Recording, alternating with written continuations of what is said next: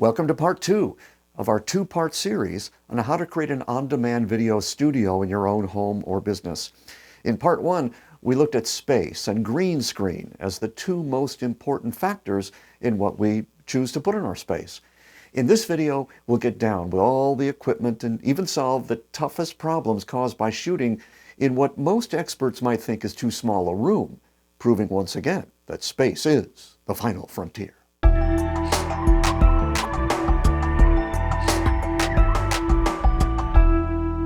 Ready to build your space? I hope so. I'm Steve Washer, and this is the 5-Minute Authority, where people come to conquer small spaces and small minds to get true freedom and personal power. Sometimes we can use video to extend our power, which means making it on demand and in the highest quality. And for most, that means using a green screen. So we'll build this studio around the idea of getting a primo green screen result in every video. In part 1 of this series, I gave you a cheat sheet of 10 questions about your space and your equipment. If you have the answers to those questions in front of you now, you're going to get such a lot out of this video.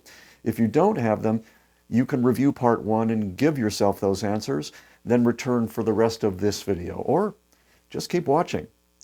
By the way, this really is opening up the kimono, as they say, because I've never really showed this setup to the world, but I'm doing it now because I want you to understand that a personal studio only needs to please you. It doesn't need to look a certain way or have certain stuff in it. It just needs to work. And this one, as simple and humble a space as it is, works quite well. And you can do the same. So, since everything revolves around the green screen, we'll start there. First of all, you probably know that the green screen needs to be lit separately from you, and you don't want it lighting you up from behind.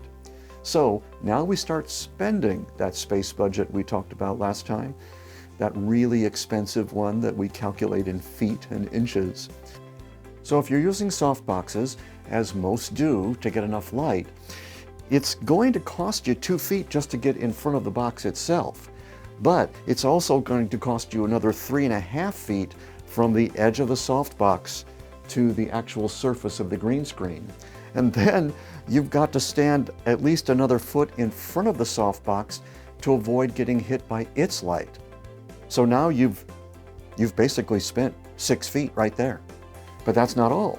There's a hidden cost of about a foot because your screen will probably be suspended between 2 poles, and the legs for the poles will stick out from the wall by about 12 inches. So now we spend about 7 feet from the back wall. So where do we put our camera? Well, probably on the opposite wall, or as close as we can get to it. I'm 5 feet from the lens here, and my tripod needs another 2 feet to handle the weight of the teleprompter. Any camera with a zoom lens can give you a shot from, at least the waist up from this distance.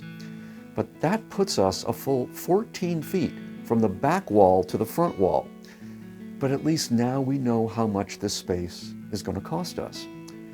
Okay, so you may be wondering, can this setup fly given the inches you have to work with? What if your room is only 10 by 11 or smaller? Does that mean you can't do this? Well, of course not.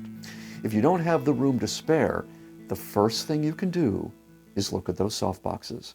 They're very expensive in how much room they demand, like 2 feet.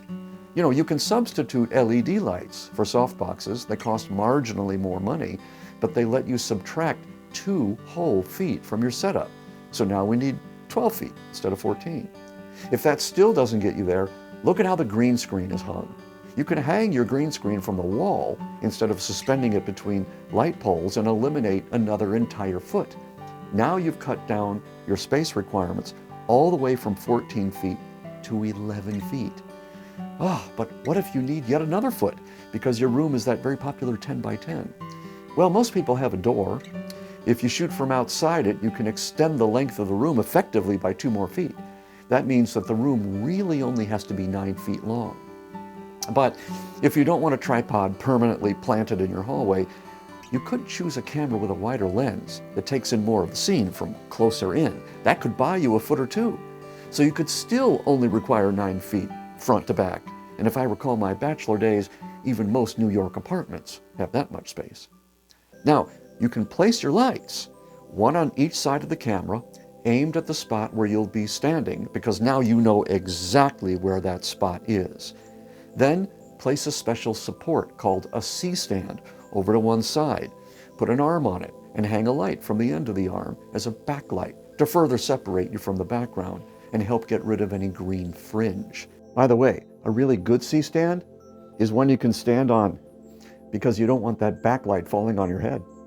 Then fire up a monitor to help you get centered on the screen.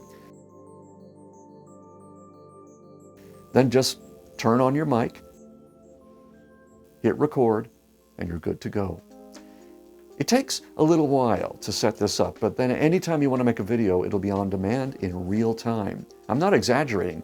I generally shoot my videos in the same amount of time it takes to watch them. But a setup I can leave standing is a big part of it. If I had to reset this up every time I wanted to make a video, I'm not at all sure I would do it. I'd probably grab a selfie stick and go shoot outside. This particular setup is for those who prefer their videos to be as sharp as they can be without the creation part taking half their life. After all, we have a business to run. I hope this little workshop helped you put some major mojo in motion. Thanks for watching, and let me know if you have any questions. I'm Steve Washer. See you next time on the 5 Minute Authority.